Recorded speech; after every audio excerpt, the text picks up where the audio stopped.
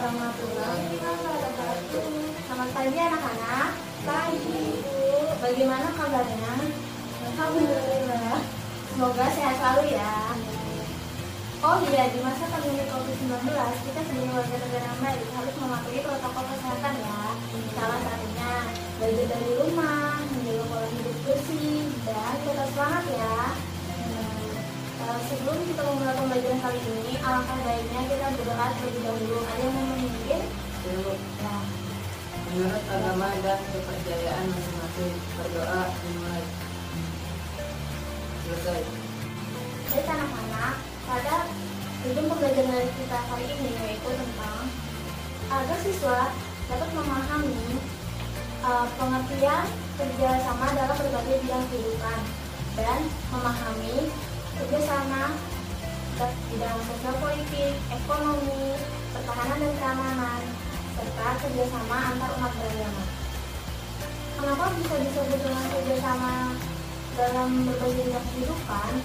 Karena sejarah mencatat bahwa perjuangan bangsa Indonesia dalam mewujudkan dan mempertahankan kemerdekaan merupakan hasil kerjasama rakyat berjuang mengusir penjajah dari bumi Nusantara.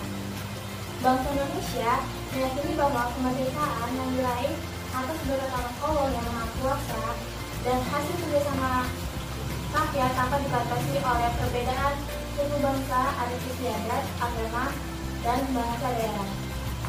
Jadi, kerjasama di sini merupakan kegiatan atau usaha yang dilakukan dua orang atau lebih untuk mencapai tujuan bersama dalam kehidupan di masyarakat. Kerjasama dikenal juga sebagai gotong royong. Gotong royong dilakukan oleh masyarakat Indonesia untuk mewujudkan semangat sila ketiga Pancasila, yaitu Persatuan Indonesia. Gotong royong adalah kerjasama yang dilakukan sejumlah warga masyarakat untuk menyelesaikan tugas atau pekerjaan. Dengan demikian, gotong royong terdapat kerjasama untuk kepentingan bersama. Selain itu, ada bentuk kerjasama atau gotong royong dalam kehidupan bermasyarakat, berbangsa, dan bernegara. Dapat nampak dalam kehidupan sosial, politik, ekonomi, pertahanan dan keamanan, serta kerjasama antar umat beragama. Di sini, Ibu akan menjelaskan satu persatu dari dalam bidang kehidupan di masyarakat, yaitu tentang kerjasama dalam kehidupan sosial politik di masyarakat. Itu terdapat dalam sila keempat Pancasila, yaitu kerakyatan yang dipimpin oleh hikmat kebijaksanaan dalam menyuarakan perwakilan, yang dimana sila keempat Pancasila pada prinsipnya menegaskan bahwa bangsa Indonesia akan terus memelihara dan mengembangkan semangat bermusyawarah dalam perwakilan. Contoh dari kehidupan sosial politik itu seperti apa? Ya, dapat. Kehidupan sosial politik itu seperti kita melakukan pemilihan ketua kelas dan ketua OSIS. Itu kita sudah mengeluarkan pendapat kita dan aspirasi kita untuk memilih pilihan kita yakini sebagai pemimpin dari sini. Kita bebas demokrasi karena negara kita ini negara demokrasi, yaitu bebas berpendapat dan bebas memilih yang kita yakini. Ini sudah dijelaskan ya oleh Eva. Contoh tentang kerjasama dalam bidang sosial politik, yang dimana kalian pernah dong memilih ketua kelas dan ketua OSIS di sekolahnya.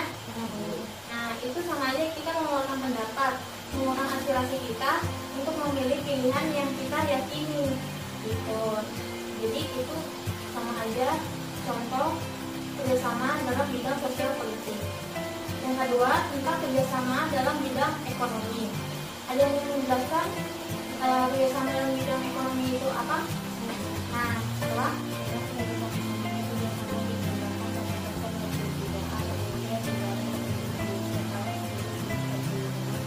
berbunyi pajak dan penghukuman undang-undang pajak digunakan untuk benar-benar membiayai pembangunan negara. Dengan demikian pembangunan nasional untuk kesejahteraan dan kemakmuran rakyat membiayai dari pajak. selain pasal 23A Undang-Undang Negara Republik Republik Indonesia tahun 1945 ada juga pasal 33 ayat 1 Undang-Undang Dasar Negara Republik Indonesia tahun 1945 yang menyatakan bahwa perekonomian disusun sebagai usaha bersama berdasarkan asas kekeluargaan. Wujud badan usaha yang diharapkan dari pasal ini yaitu koperasi. Mengapa koperasi? Karena koperasi beranggotakan orang-orang dan badan hukum dengan berdasarkan prinsip kerjasama dan kekeluargaan. Yang ketiga, tentang kerjasama dalam berbagai bidang pertahanan dan keamanan. Terdapat pasal 30 ayat 1 Undang-Undang Dasar Negara Republik Indonesia menyebutkan bahwa setiap warga negara berhak dan wajib ikut serta dalam usaha pertahanan dan keamanan negara. Selain itu terdapat juga pasal 27 ayat 3 Undang-Undang Dasar Negara Republik Indonesia tahun 1945 yang menyebutkan bahwa setiap warga negara berhak dan wajib ikut serta dalam upaya pembelaan negara. Di sini ada yang mau memberikan contoh tentang bidang pertahanan dan keamanan. Nah, Ya, Sawah. kita sebagai keluarga negara yang ada, kita harus mematuhi semua yang ada di Indonesia. Dan ada pun contoh-contoh pertahanan dan keamanan, yaitu menaati konsep perseorangan, mengapai peraturan hukum yang berlaku, dan menjaga keamanan lingkungan masyarakat. Nah, kita sebagai warga negara yang baik tidak boleh yang namanya melanggar hukum, apalagi membuat kericuhan di masyarakat. Juga merupakan kerjasama dalam bidang pertahanan dan keamanan. Jadi setiap warga negara harus melakukan kerjasama untuk mewujudkan pertahanan dan keamanan negara. Jadi contoh dari pertahanan dan keamanan negara itu sikap dari bela negara. Mengapa disebutnya bela negara? Karena bela negara ini merupakan sikap mental yang dilakukan seseorang atau kelompok orang untuk ikut serta dalam melindungi dan mempertahankan keberadaan bangsa dan negara. Yang keempat, tentang kerjasama antar umat beragama. Di sini Ibu mau menjelaskan tentang kerjasama antar umat beragama. Terdapat pasal 29 ayat 2 Undang-Undang Dasar Negara Republik Indonesia tahun 1945 berbunyi, negara menjamin kemerdekaan tiap-tiap penduduk untuk memeluk agamanya masing-masing dan beribadah menurut agamanya dan kepercayaan itu. Dari pasal ini menjamin adanya negara atas hak kebebasan penduduk untuk memeluk dan beribadah menurut agamanya yang dianutnya. Nah, Ibu akan menjelaskan tentang kerjasama antar umat beragama. Contoh, misalkan Isa agamanya Islam, terus Dafa agamanya bukan Islam nih, non Islam. Nah itu kita tidak boleh yang namanya membeda-bedakan, nggak boleh harus memilih. Kayaknya sama yang ini aja, sama ini aja, tidak boleh. Itu sama aja kita tidak menghormati dan menghargai agamanya orang lain. Karena kita di sini bukan negara yang memiliki hak kebebasan untuk memeluk agama dan kepercayaan masing-masing. Dari sini ada yang ingin bertanya? Apa sudah jelas? Sudah jelas.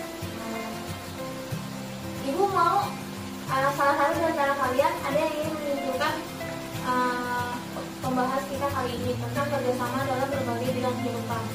Ada yang mau menyimpulkan? Iya, bisa. Kesimpulannya adalah kerjasama dalam kehidupan bermasyarakat, berbangsa dan bernegara akan terwujud apabila setiap anggota masyarakat dapat mengamalkan sikap saling menghormati, saling menghargai antar suku, agama, ras, dan antar golongan. Tadi sudah disimpulkan ya oleh Nisa tentang kerjasama dalam berbagai bidang kehidupan. Sudah paham semuanya? Paham, Bu. Nah, cukup sekian ya pertemuan kita kali ini. Untuk pertemuan selanjutnya nanti akan Ibu kasih materinya. Kurang lebihnya mohon maaf. Wassalamualaikum warahmatullahi wabarakatuh. Waalaikumsalam.